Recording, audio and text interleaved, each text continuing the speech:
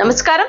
V8 news కి స్వాగతం. రాష్ట్రంలో కూటమి ప్రభుత్వం ఏర్పడి ఏడాది పాలన పూర్తయిందని, కూటమి ప్రభుత్వం ఇచ్చిన ప్రతి హామీని అమలు చేస్తూ ప్రజలకు సంక్షేమ పథకాలు అందిస్తూ అభివృద్ధి పదంలో ముందుకు వెళుతుంది కాబట్టే ప్రజలు కూటమి ప్రభుత్వానికి బ్రహ్మరథం పడుతున్నారని టీడీపీ తాడేపల్లి మండల మాజీ అధ్యక్షులు కొమ్మారెడ్డి కిరణ్ అన్నారు.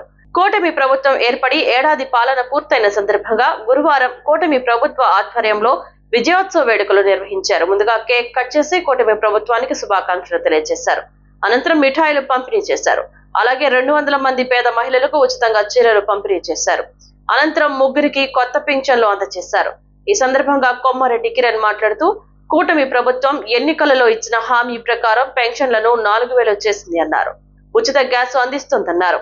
ఈ కార్యక్రమంలో టీడీపీ గుండిమేడ గ్రామ అధ్యక్షులు చిగురుపాటి సుబ్బారావు, నామతోటి రాంబాబు, కాసిం ఖాన్, బెజ్జం రామకృష్ణ, అనుమోలు వీరాంజనేయ ప్రసాద్, అనుమోలు సాంబశివరావు తదితరులు పాల్గొన్నారు.